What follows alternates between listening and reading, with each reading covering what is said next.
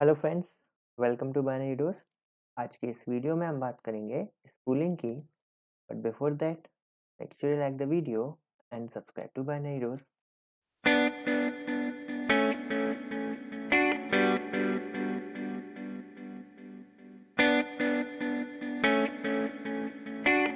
Okay, so what is spooling? In OS, we had to provide the input to the CPU. जब हमारा CPU कोई process execute कर रहा है तो हो सकता है उसे बीच में कोई इनपुट चाहिए, तो वो रुककर यूजर से इनपुट मांगेगा, which then executed the instruction and return the output. फिर वो उस पर इंस्ट्रक्शन एग्जीक्यूट करेगा और फिर आउटपुट जनरेट करेगा। ठीक है। Generally we must deal with numerous process and we know that IO devices are very slow as compare to CPU. जो आईओ डिवाइसेस होते हैं वो काफ़ी ज़्यादा स्लो होते हैं एज कम्पेयर टू सीपीयू। यानी कि सीपीयू अगर वो काम अगर नैनो सेकेंड्स में कर सकता है तो आईओ डिवाइसेस वो काम सेकेंड्स में करेंगे। ठीक है, तो बहुत फर्क होता है सीपीयू और आईओ डिवाइसेस की प्रोसेसिंग स्पीड में।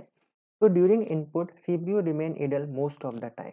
तो जब भी सीपीयू इनपुट मांगेगा और हम उसे इनपुट दे रहे होंगे तो उस टाइम पे सीपीयू खाली बैठा रहेगा। और हम ये बिल्कुल नहीं चाहते कि सीपीयू खाली बैठा रहे।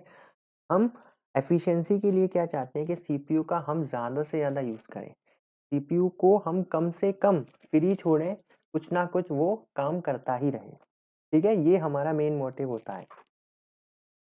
ओके, जैसे कि इस एग्जांपल में देखिए आप, जो इनपुट जैसे आपने दिया वो मेन मेमोरी में जाएगा, फिर वहाँ से सीपीयू से लेगा, सीपीयू उस पर प्रोसेस करेगा, रिजल्ट जनरेट करके मेन मेमोरी में दोबारा रिजल्ट भेजेगा और वहाँ से आउटपुट में वो जो रिजल्ट है वो चला जाएगा। ठीक है, इस तरीके से हम प्रोसेसिंग कर रहे हैं। और यहाँ पर क्या दिक्कत है कि जो सीपीयू है वो इनपुट आउटपुट के टाइम, क्योंकि इनपुट आउटपुट स्लो है, वो इनपुट आउटपुट के टाइम फ्री है, खाली है, इडल है। ठीक है, और ये हम नहीं चाहते हैं।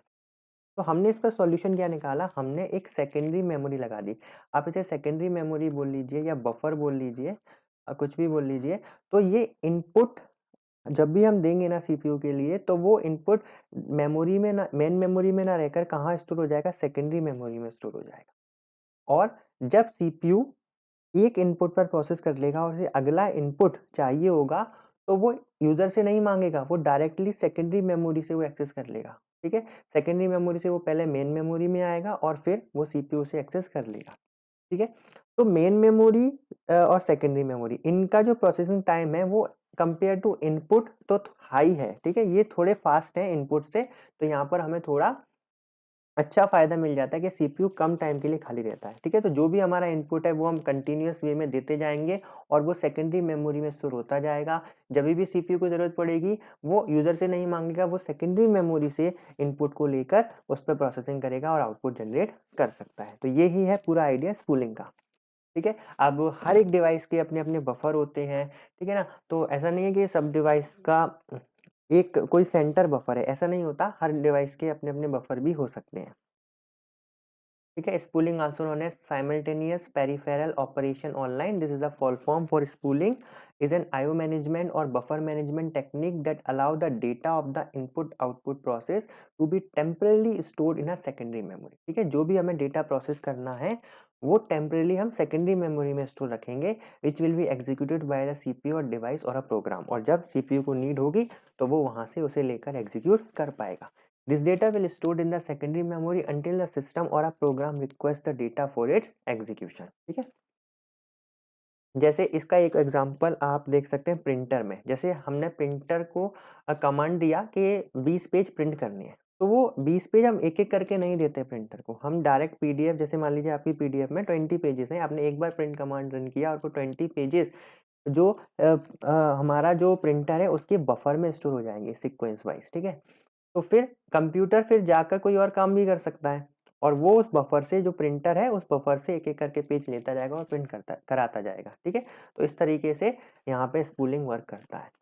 इसका एक और एग्जांपल आप देख सकते हैं। कई बार जैसे कभी हमारा सिस्टम हैंग हो जाता है तो हम 4-5 बार कुछ बटन प्रेस करते हैं और जैसे ही वो फ्री होता है तो जो बटन हमने प्रेस किए थे वो जल्दी-जल्दी रन होते हैं।